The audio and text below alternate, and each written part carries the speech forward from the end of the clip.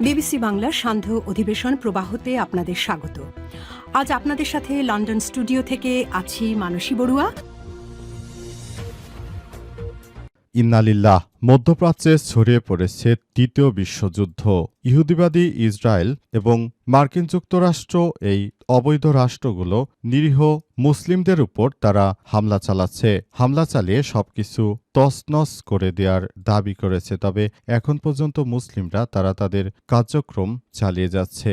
বর্তমান সময়ে সবথেকে জায়নবাদী শক্তিগুলো একসঙ্গে মিলেছে মুসলিমদের ভালো দেখতে পারছে না। তারা তৃতীয় বিশ্বযুদ্ধ বাড়িয়ে দিচ্ছে। তবে আল্লাপাকের অশেষ রহমতে ইরান ভেঙে যায়নি, বরং ইরান তার সর্বোচ্চ শক্তি দিয়ে এই ইহুদিবাদীদের বিরুদ্ধে কার্যক্রম চালিয়ে যাচ্ছে।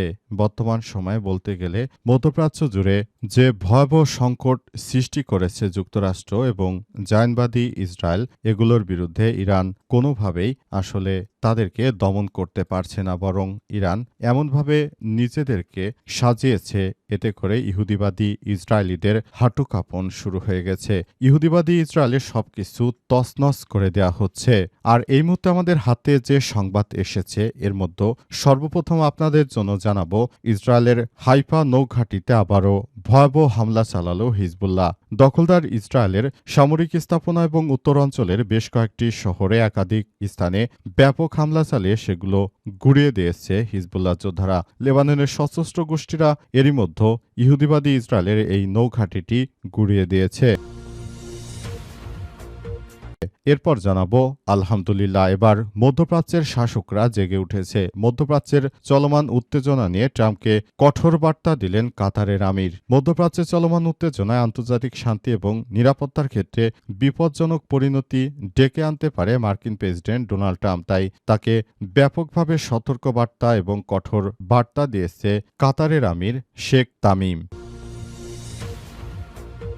এদিকে ইরানের হামলায় তেল আবিবে ব্যাপক বিস্ফোরণ, পারমাণবিক বোমা হামলার মতো আকাশে কালো ধোঁয়া। ইসরায়েলে ইরানের ব্যাপক আঘাত হানার পর তেল আবিবের একটি স্থানে ব্যাপক আকারে ধোঁয়া উঠতে দেখা যাচ্ছে। সেখানে আকাশে একটি পারমাণবিক বোমা হামলার মতো মাশরুমের বলয় সৃষ্টি হয়েছে। পুরো এলাকা অবৈধ ইসরায়েলি বাহিনী এবং দখলদারদের বিরুদ্ধে বড় ধরনের সামরিক পদক্ষেপ হিসেবে দেখা হচ্ছে একে।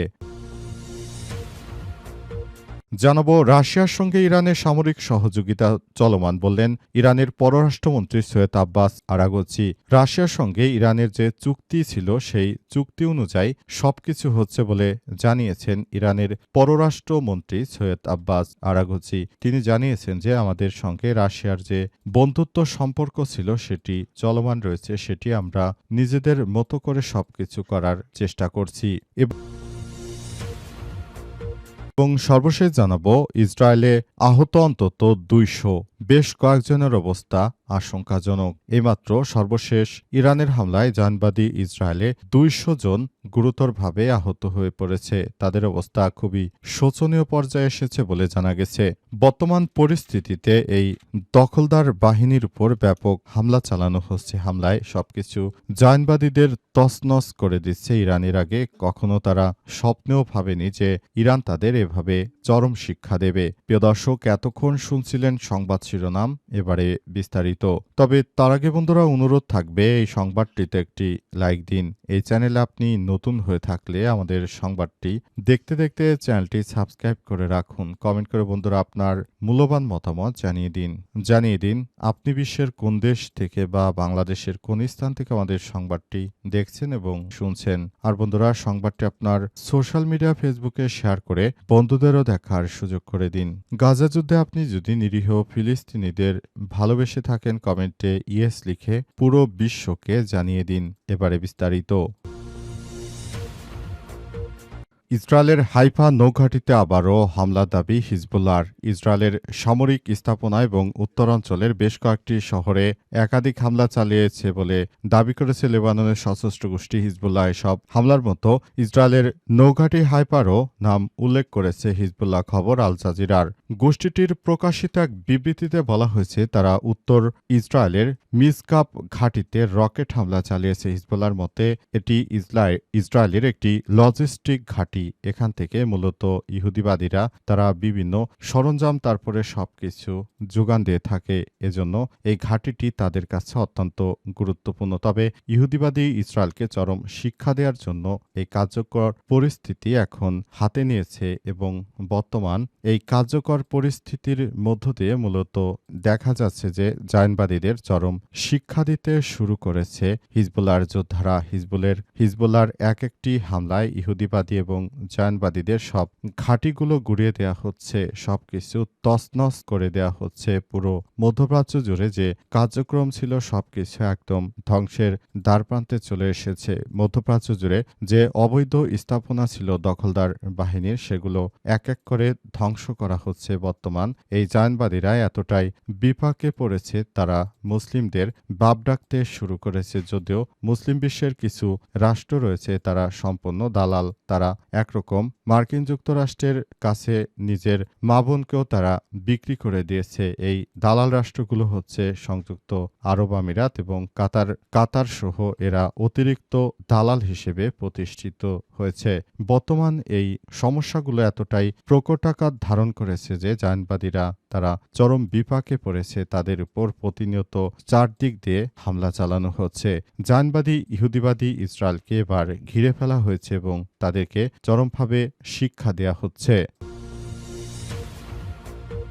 মধ্যপ্রাচ্যে চলমান উত্তেজনা নিয়ে ট্রাম্পকে সতর্ক করে যা বলেন কাতারের আমির। এবার মধ্যপ্রাচ্য নিয়ে ইহুদিবাদী ইসরায়েলের বিরুদ্ধে এবং মার্কিন যুক্তরাষ্ট্রের বিরুদ্ধে শক্ত পদক্ষেপ নিচ্ছে কাতার। কাতারের পক্ষ থেকে বলা হয়েছে যে আমরা এই অঞ্চলে শান্তিপূর্ণভাবে আমরা আমাদের কার্যক্রম চালিয়ে যাচ্ছিলাম, কিন্তু মার্কিন যুক্তরাষ্ট্র তারা যেভাবে নিজেদের স্বার্থ হাসিল করার জন্য আমাদের উপর এই ধ্বংসযজ্ঞ চালাচ্ছে, সেই ধ্বংসযজ্ঞ মেনে নেওয়া যায় না। মধ্যপ্রাচ্যে কাতার ছিল মার্কিন যুক্তরাষ্ট্রের সবথেকে বড় একটি মিত্র দেশ, কিন্তু তারাই এখন এই মার্কিন যুক্তরাষ্ট্রের কাছ থেকে নিজেদেরকে সরিয়ে নিচ্ছে।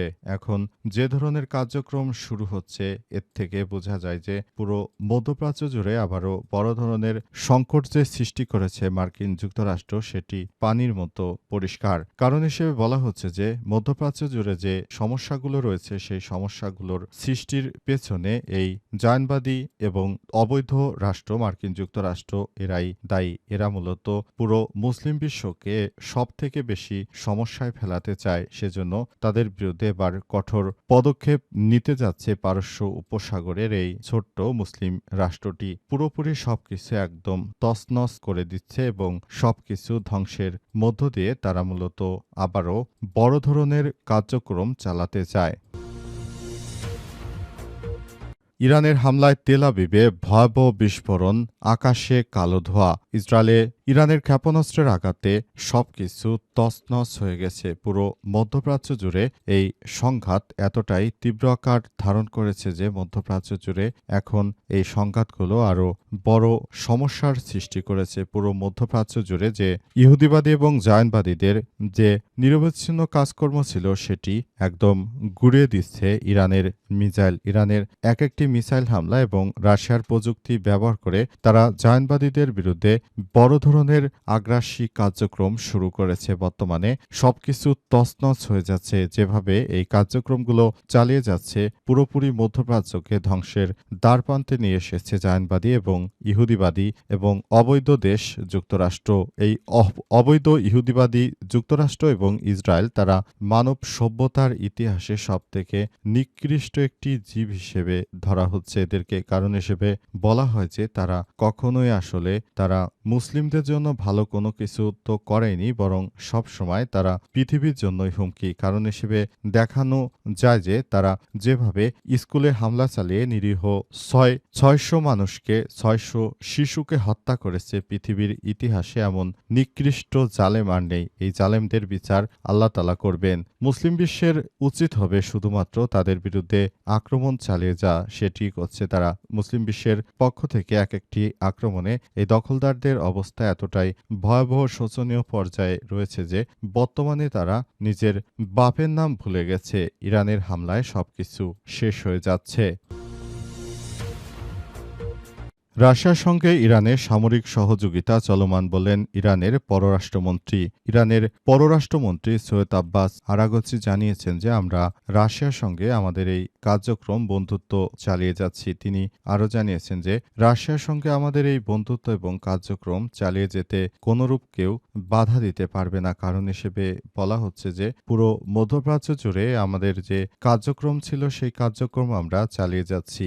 জায়নবাদীরা যদি আমাদের উপর হামলা করে আমাদেরকে মেরেও ফেলে, তারপরেও আমরা আমাদের এই জায়গা থেকে এক চুলও নড়ব না। তিনি আরও জানিয়েছেন যে জায়নবাদীরা হচ্ছে ইসলামের শত্রু, মানবতার শত্রু। এদের বিরুদ্ধে আমাদের এই কার্যক্রম চলতেই থাকবে বলে জানিয়েছেন সৈয়দ আব্বাস আরাগচি। এ সময় তিনি সবাইকে নিয়ে আরও সুন্দর করে পৃথিবীটা সাজানোর কথা জানিয়েছেন। তিনি জানিয়েছেন যে পুরো বিশ্বকে এখন অনেক বেশি ভালো কাজ করতে হবে, কারণ জায়নবাদীরা যেভাবে পৃথিবীটাকে ধ্বংসের দ্বারপ্রান্তে নিয়ে এসেছে, এরা হচ্ছে পৃথিবীর নিকৃষ্ট সব জায়নবাদী। এদের কাজই হচ্ছে মুসলিম বিশ্বকে ধ্বংস করে দেয়া, কিন্তু মুসলিম বিশ্বকে ধ্বংস হতে দেয়া যাবে না। মুসলিম বিশ্বকে বেঁচে থাকতে হবে মুসলিমদের জন্য। সেজন্য সবাইকে যার যার জায়গা থেকে প্রতিরোধ গড়ে তোলার আহ্বান জানান তিনি।